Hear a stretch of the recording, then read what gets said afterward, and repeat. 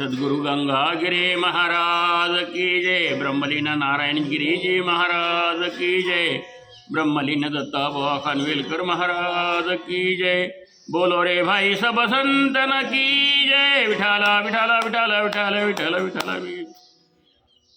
तपो ज्ञान वैराग्य भक्ति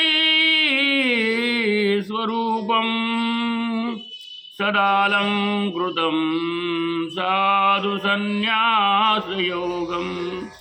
मुखे यस्य वेदांत शास्त्रार्थ नीतिम। नमो नारायणगिरी ब्रह्म स्वरूपम। विठाला विठाला विठाला। रामकृष्ण हरी।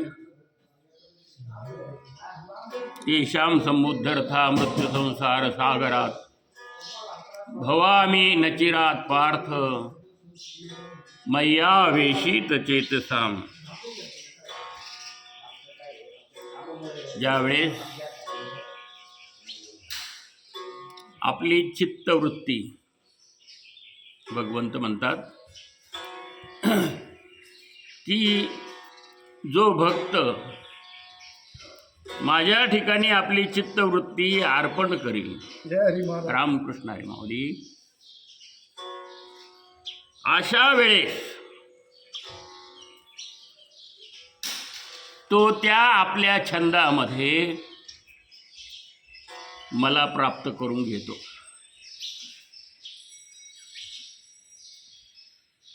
कारण असतव या कारणेगा भक्तराया। हा मंत्र तू हा धनंजया। कीजे जे या मार्गा भजीजे असं म्हटले माऊलींनी या श्लोकावरची। माऊलींची शेवटची ओळी आहे या श्लोकावर। त्या कारणास्तव हे भक्तराया धनंजया। अर्जुनाला भक्तराय म्हटलं कारण की तो भक्त आहे जो भगवंतापासून विभक्त नाही, बाजूला नाही। भक्त आणि विभक्त। विभक्त म्हणजे तेवढं फक्त देवाकडे नंतर संपलं।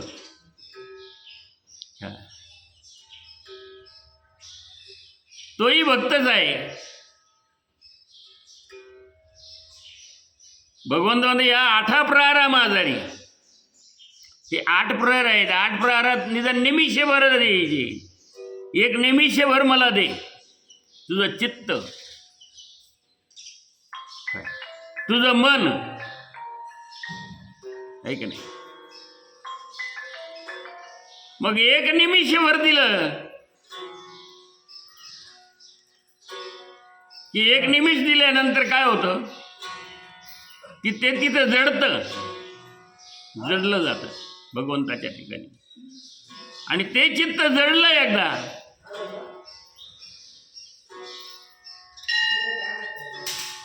की मग माझे चित्त तुझे पायी।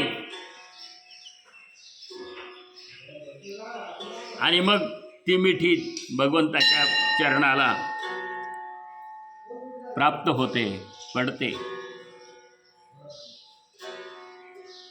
म्हणजे चित्त सगळ्यात महत्वाचं आहे। तेव्हा हे भक्तराया धनंजया, जर तुला भक्ती मार्गाला लागायचं जर असेल ना, भगवंत म्हणतात, तर सर्व चित्तवृत्ती मला अर्पण करण्याचा हा मंत्र जो आहे तो मंत्र तू शिक।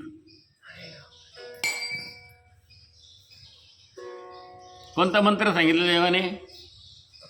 देवाने सांगितलं चित्तवृत्ती माझ्या ठिकाणी एक करण्याचा प्रयत्न कर। हा मंत्र शिक। म्हणून हे आपण आता कालच्या प्रवचनामध्ये बघितलं। आजच्या पुढच्या श्लोकामध्ये भगवंत काय म्हणतात आणि त्याच्यावरती माऊली कोणते ओवे करतात ते आपल्याला आज पाहायचे.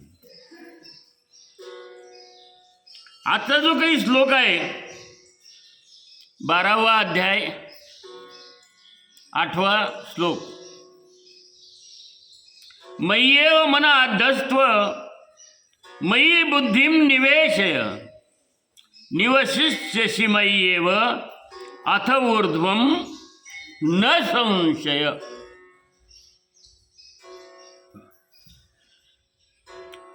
मय्येव मन आध्यस्त्व.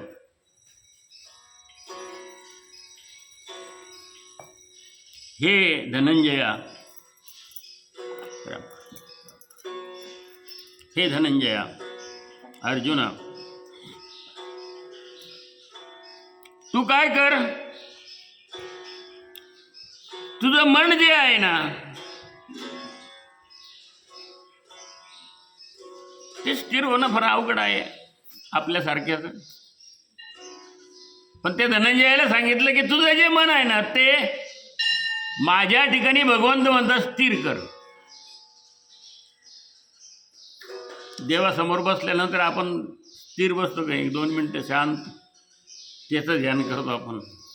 आपलं मन तिथं लावतो की लावायचा प्रयत्न करत नाही. ते मन त्या भगवंताच्या चरणावरती, मुखावरती, मुख कमल.